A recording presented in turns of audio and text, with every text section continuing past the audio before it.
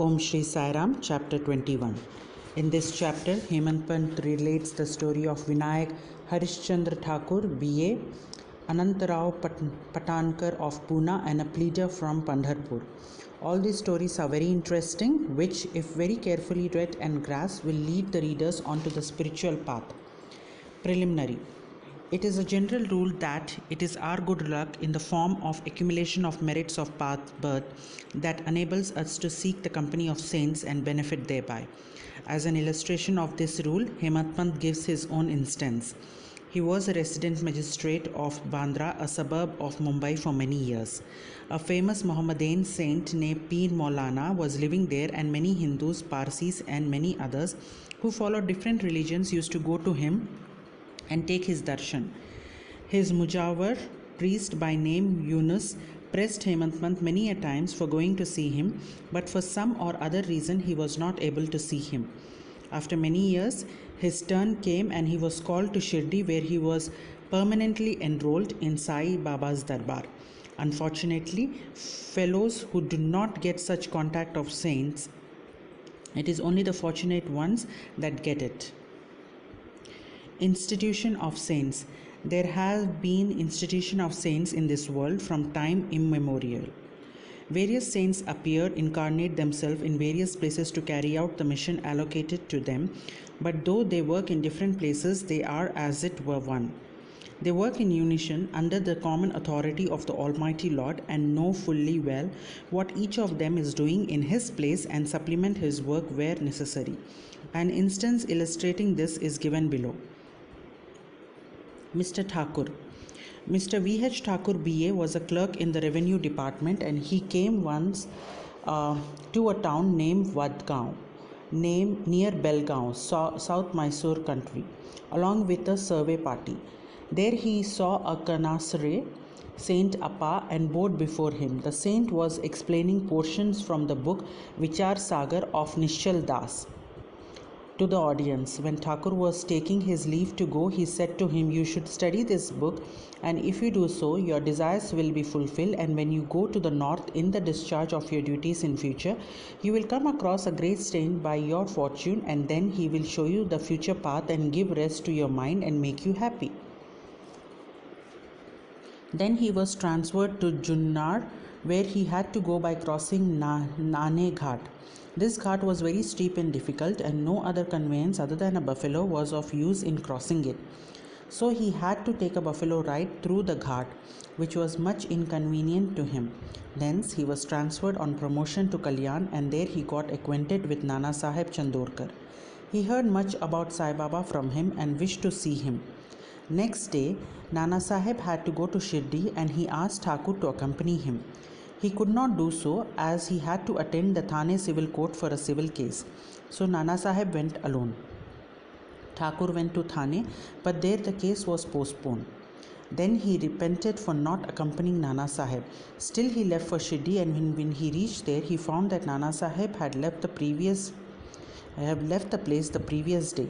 Some of his other friends whom he met there took him to Baba. He saw Baba, fell at his feet, and was overjoyed. His eyes were full of tears and his hair stood on end. Then after a while, the omniscient Baba said to him, "The path of this place is not so easy as the teachings of the Kanarasi, Saint Appa, or even as the buffalo ride in the Nahane Ghat. In this spiritual path, you have to put in your best exertion. It is very difficult." When Thakur heard these significant words, which only he knew, he was overwhelmed with joy. He came to know that the word of the Kanarasi saint had turned true. Then, joining both hands and placing his head on Baba's feet, he prayed that he should be accepted and blessed. Then Baba said, "What Appa told you was all right, but these things have to be practiced and lived. Mere reading won't do. You have to think and carry out what you read. Otherwise, it is of no use. Mere book learning without the grace of the Guru and self-realization is of no avail." The theoretical portion was read from the work Vichar Sagar by Thakur, but the practical way was shown to him at Shirdi. Another story given below will bring out this truth more forcibly. Anantrao Patankar One gentleman from Pune by name Anantrao Patankar wished to see Baba. He came to Shirdi and took Baba's darshan. His eyes were satisfied and he was much pleased.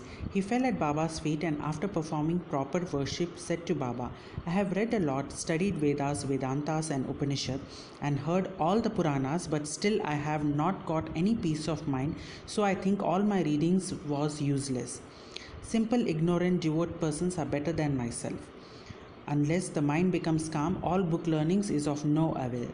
I have heard from many people that you easily give peace of mind to so many people by your mere glance and potent words, so I have come here. Please take pity on me and bless me. Then Baba told him a parable which was as follows. Parable of 9 balls of stool. Once a merchant came here. Before him a maid passed her stool, 9 balls of stool. The merchant, intent on his quest, spread the end of his dhotar and gathered all the 9 balls in it, and thus he got concentrated peace of mind. Mr. Patankar could not make out the meaning of this story, so he asked Ganesh Damodar alias Dada Kelkar, what does Baba mean by this? He replied, I too do not know all that Baba says and mean, but at his inspiration I say what I come to know. The maid in God's grace is God's grace, and the 9 balls exerted are the 9 form or types of bhakti, that is Shravan, Kirtan, Smaran, Padasevanam, Archanam, Namaskar, Dasya, Sankyam and Atma Nivedanam. These are the 9 types of bhakti. If any of these are faithfully followed, Lord Hari will be pleased and manifest himself in the home of the devotees. All the sadhanas, japa, tapa, yoga practice and studying the scriptures and expounding them are quite useless unless they are accompanied by bhakti, that is devotion. Knowledge of the Vedas or fame as a great dhyani and mere formal bhajan are of no avail. What is wanted is full devotion. Consider yourself as the merchant or seeker after the truth and be anxious and eager like him to collect or cultivate the 9 types of devotion. Then you will attain stability and peace of mind. Next day, when Patankar went to Baba for salutation, he was asked whether he collected the 9 balls of stools. Then he said that he, being a poor fellow, should first be graced by Baba and he would be unable to collect them. Then Baba blessed and confronted him, saying that he would attain peace and welfare. After hearing this, Patankar became overjoyed and happy. The Pandharpur Pleader. We shall close this chapter with a short story showing Baba's omniscience and his using it for correcting people and setting them on the right path. Once a pleader from Pandharpur came to Shirdi, went to the masjid, saw Sai Baba, fell at his feet and without being asked offered some dakshina and sat in a corner eager to hear the talk that was going on. Then Baba turned his face towards him and said, how cunning the people are. They fall at the feet, offer dakshina but abuse behind the back. Is it not amazing? This cap fitted the pleader and he had to wear it. None understood the remark. The pleader grasped it but kept silent. When they returned to the Vada, pleader said to Takakasha Dikshit, what Baba remarked was perfectly right. The dart was aimed at me. It was a hint to me that I should not indulge in revealing or scandalizing others. When the sub-judge or munsif of Pandharpur came and stayed here for the improvement of his health, a discussion about this matter was going on in the bar room at Pandharpur. It was said or discussed there whether the ailments from which the sub-judge suffered were ever likely to be got rid of without medicines by merely going after Sai Baba, and whether it was proper for an educated mind like the sub-judge to have recourse to such methods. The sub-judge was taken to task, that is, he was criticized, as also Sai Baba. I also took part in this affair, and now Sai Baba showed the impropriety of my conduct. This is not a rebuke to me, but a favor, a lesson that I should not indulge in any scandal or slander of others, and not interfere unnecessarily in others' affairs. Shirdi is about 100 kos, that is 4.8 km away from Pandharpur. Still Baba, by his omniscience, knew what transpired there in the bar room. The intervening places, rivers, jungles, and mountains were no bar to his all pervasive sight, and he could see or read the hearts of all. And there was nothing secret or veiled from him. Everything far or near was open and clear to him, as broad as daylight. Let a man be far or near, he cannot avoid the all pervading gaze of Sai Baba. From this incident, the pleader took the lesson that he should never speak ill of others or unnecessarily criticize. Thus, his evil tendency was completely got rid of, and he was set on the right path. Though the story refers to a pleader, still it is applicable to all. All should therefore take this lesson to heart and benefit thereby. Sai Baba's greatness is unfathomable. So are his wonderful Leelas. His life is also such, for he is Parabrahma incarnate. Bow to Shri Sai. Peace be to all. Om Shri Sai Ram.